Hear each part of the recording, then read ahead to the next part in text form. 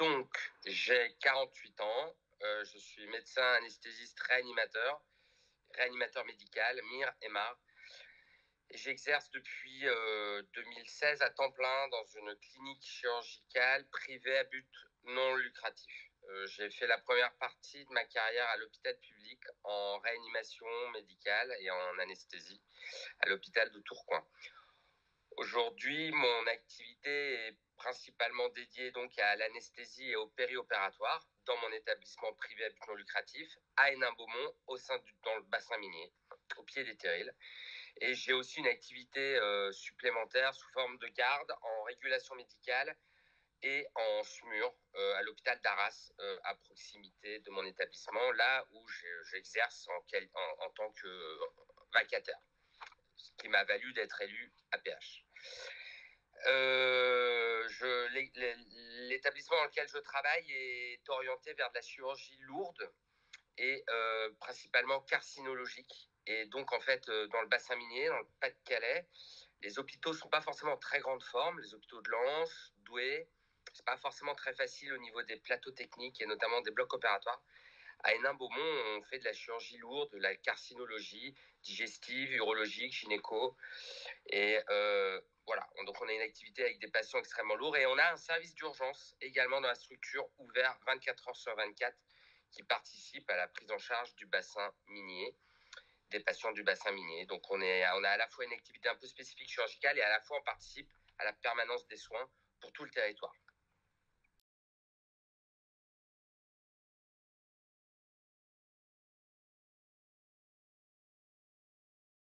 Pénibilité, premier mot. Tension, deuxième mot. Et sincérité, troisième mot.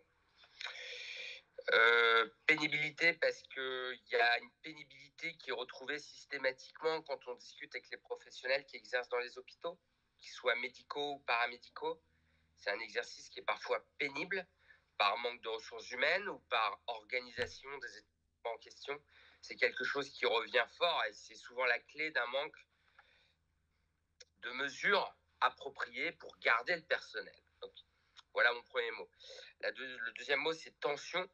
Cette pénibilité entraîne une fuite probablement du personnel médical et paramédical, ce qui crée une tension pour les médecins qui sont en place, qui ont parfois du mal à boucler des plannings de garde par exemple, ou des plannings tout court, et une tension pour les patients, parce que si on manque de personnel, eh bien forcément on a du mal à être hospitalisé, parce qu'on manque de lits, donc on reste sur les brancards, etc. etc. Pénibilité, tension, c'est plutôt négatif. Dernier mot, c'est espoir. Quand même, parce que finalement, les hommes, les femmes qui font ce métier-là aiment leur métier. On n'est pas obligé de parler de passion, de vocation. On aime notre métier comme les professionnels aiment leur métier.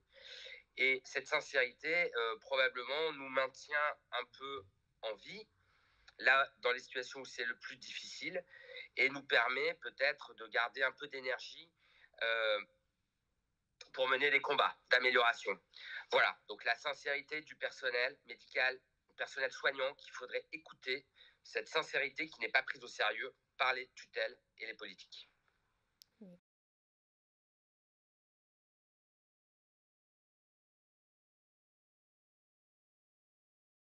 Je suis engagé depuis 4 ans dans la lutte pour améliorer le système de santé, dans un mode qui n'était pas celui du syndicalisme.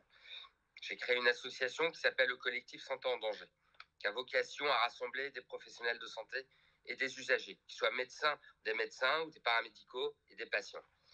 Depuis 4 ans, on dénonce dans les médias, on va voir les politiques, on écrit des programmes santé, on a organisé des congrès. Et évidemment, quand on veut porter ces sujets-là, on a besoin de tous les interlocuteurs du soin, notamment des syndicats. C'est comme ça, tout naturellement, que très vite, j'ai rencontré Anne Vernet, d'abord, puis Jean-François Sibien, ensuite, qui était déjà très impliqué dans APH. On a organisé beaucoup de choses ensemble. Et ce dont je me suis rendu compte, c'est qu'il ne m'avait jamais dit non pour travailler avec moi, participer à des rassemblements et en fait, quand on vous crée une association et que vous êtes entouré de syndicats, eh ben, c'est la chaîne du soin, si on peut dire, et c'est surtout la chaîne des soignants qui se mobilisent, des associations, des collectifs, des syndicats. C'était un peu pour ça que j'avais créé le collectif, pour qu'on se rassemble tous. Eux n'ont jamais manqué le moindre rassemblement. Vous imaginez bien que quand ils m'ont sollicité pour participer aux élections et être candidat sur leur liste, il m'était strictement impossible de refuser. Ce n'était pas qu'une histoire d'obligation, c'est une histoire de confiance. Parce que j'ai confiance en eux. Je combats, entre guillemets, bien sûr, à leur côté depuis plusieurs années. Je connais leur engagement, leur sincérité. Et c'est un honneur pour moi d'avoir d'abord été candidat aux élections, puis après d'avoir été élu. Et il était évident que je rejoigne à leur demande APH, si j'avais la chance d'être élu, ce qui a été le cas. Voilà, pour leur apporter mon énergie qui vient peut-être d'un autre environnement que celui du syndicalisme. Je suis en lien direct avec des professionnels de santé via une association, le collectif Santé en danger. Nous, on est bon en com, sur les réseaux sociaux, tout ça. C'est peut-être pas moins simple pour un syndicat. Bon, très naïvement, je me suis dit que c'était peut-être ce que je pouvais apporter. Et puis, ma connaissance un peu transversale du monde de la santé, pas uniquement ciblée sur les médecins.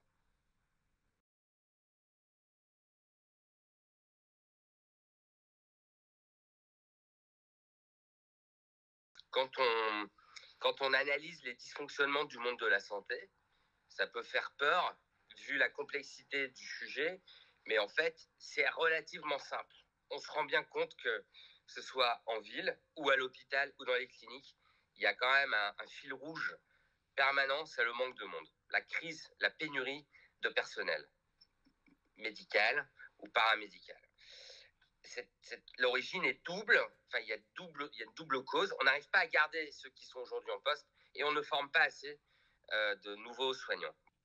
Donc, je pense que les deux combats que doivent mener APH, là où je pense que c'est là qu'il faut être fort, c'est sur l'attractivité suffisante du personnel qui est en place et de se battre aussi sur le fait qu'il y ait de plus en plus de monde, puisque quand on s'intéresse au système de santé, la crise démographique est vraiment l'argument le plus efficient, la chose qui saute aux yeux à tout le monde.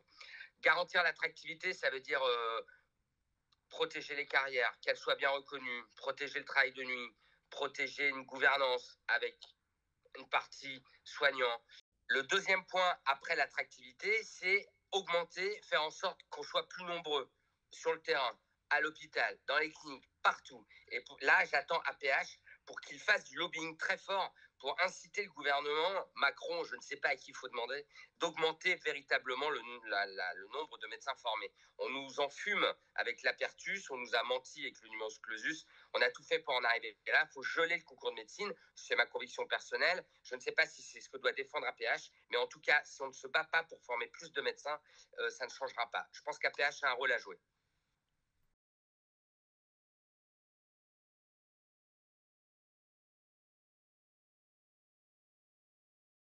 Il est présomptueux d'imaginer qu'on va apporter quelque chose à APH. Moi, je suis plein de sincérité et de certitude, ce qui peut parfois être un inconvénient.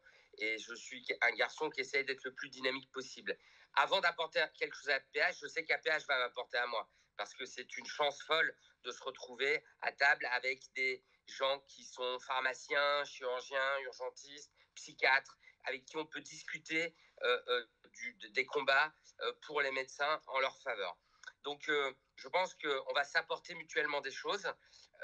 Et encore une fois, peut-être que ma particularité est que, de par mon engagement associatif, au-delà des combats pour les médecins, dans le cadre d'APH, je peux faire le lien avec finalement d'autres professions, d'autres modes d'exercice et peut-être tenir au courant APH des tendances sur les autres secteurs de la santé et finalement faire d'APH une antenne également connectée sur tous les combats de la santé et pas seulement sur celui qu'on pourrait imaginer aujourd'hui. Voilà, peut-être apporter des écoutilles supplémentaires, même si, bon, connaissant bien les membres actifs d'APH, je sais qu'ils sont déjà largement à l'écoute de tout le monde. Voilà, peut-être apporter une forme de polyvalence.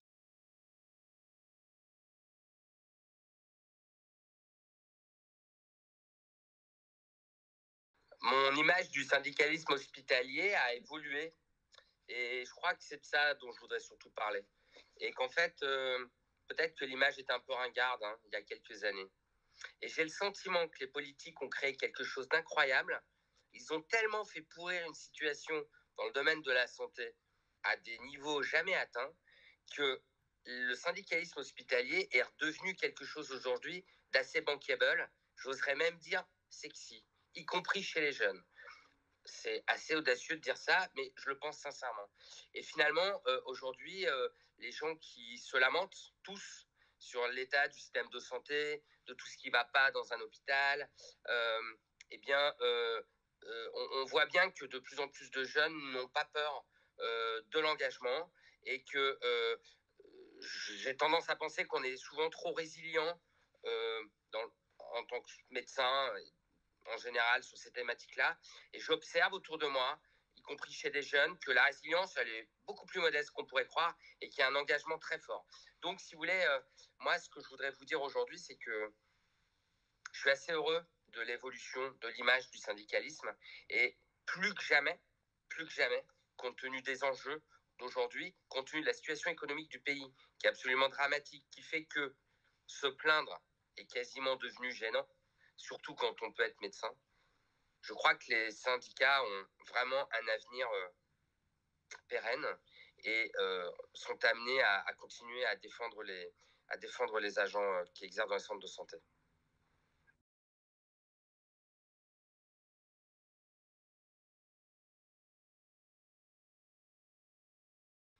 Bah, ce qui me motive, c'est que moi, il y a deux personnes que j'aime profondément chez APH, c'est Anne Vernet et Jean-François Sibien.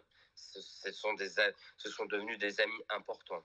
Alors, mener des combats avec les copains, c'est quelque chose de très motivant. Ça, c'est le premier point. La deuxième chose, c'est que j'ai participé à de nombreux rassemblements. J'ai participé à l'écriture de beaucoup de documents. Je suis intervenu dans beaucoup de médias, etc. Mais finalement, je n'ai pas beaucoup participé aux discussions avec les tutelles.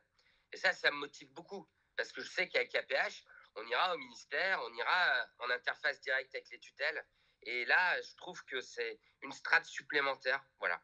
Donc, je suis très humble par rapport à tout ça. Parce que moi, je suis un nouveau venu. J'arrive humblement, presque timidement. Je vais regarder comment on fait surtout. Et je vais essayer d'apprendre. Voilà. Et puis d'apporter de la force et peut-être mon regard sur deux, trois items. Et voilà. Mais donc, ce que j'attends de mon engagement, c'est de pouvoir me rapprocher au plus près des décideurs.